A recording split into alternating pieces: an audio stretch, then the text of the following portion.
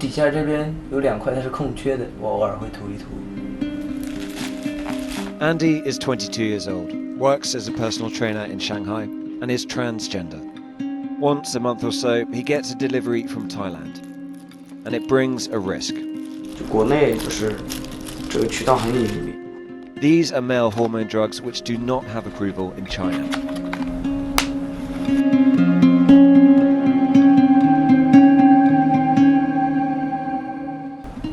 For many trans people, buying medicine in the grey market makes more sense than through the limited official channels.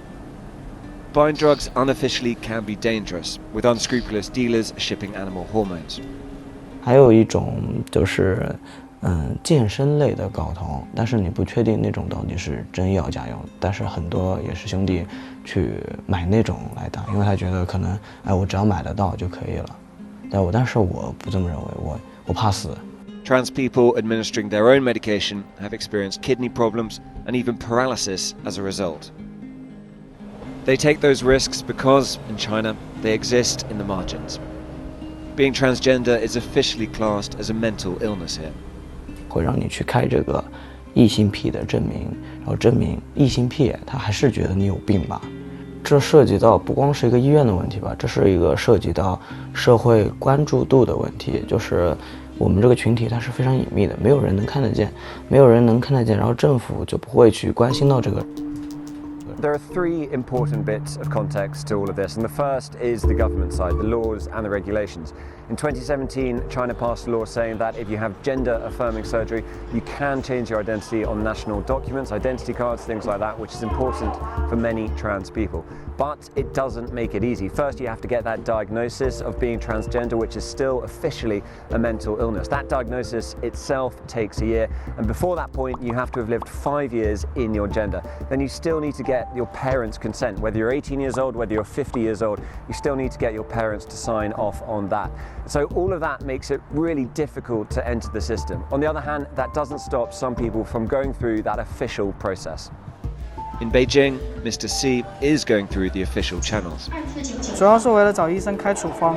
那如果说没有处方，我自己去外面买了药，如果我有一天出那个医疗事故，保险是不赔的。Mr. C is one of the most visible trans men in China, after winning a court case against workplace discrimination this summer. But he's had to fight his whole life.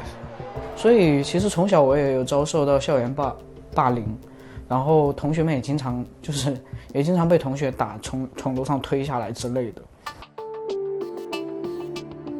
The second part of this is not what the government does, but it's about Chinese society's attitudes in general towards trans people. Now, there's no uniformity here. China has a long tradition in its history and its myth of gender diversity. And in modern times, there's Jin Xing. She is a famous celebrity who used to be a soldier in the People's Liberation Army before she had sexual surgery in the 90s. And a lot of people know her story. But there is a flip side to that. Jin Xing doesn't talk about trans rights. She doesn't try to speak for the trans community. And throughout society at large, in East Asia, it can be very conservative. Gender fluidity is still viewed with a deep suspicion in many places. Mr. C believes the only way for trans people to be treated better, to avoid the risks many of them currently run in the shadows, is to be more visible. 那对于社群更大的改变，就是让他们有了更多的意识，就是自己的需求需要自己来说出来，而不是需要别的群体来帮你发声的。The last bit of context is civil society, things like NGOs which can often move issues forward. There did used to be a lot of these for LGBT issues in China, especially in the 90s and 2000s. But since 2012 there has been a crackdown on them, not specifically on LGBT issues but on NGOs generally. China has a deep suspicion of citizens organising themselves. And there's less space generally for those sorts of issues to get a hearing. Shanghai Pride had been running for a decade, but this summer it was closed without any reason given. So a lot of people in the community feel like they are being targeted, they're being sent a message that these topics are not up for discussion in the public sphere. So without those avenues, it's really reliant on individuals speaking up, speaking to the media to try and make a difference, to try and change attitudes.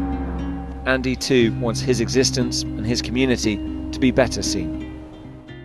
像之前你要说到同性恋的话，可能会觉得，咦，你是个变态。但是现在大家更多的是可以接受，开明的一个态度。然后我相信之后也会更好的。对于跨性别这个群体呢，我们需要就是做出更多的发声。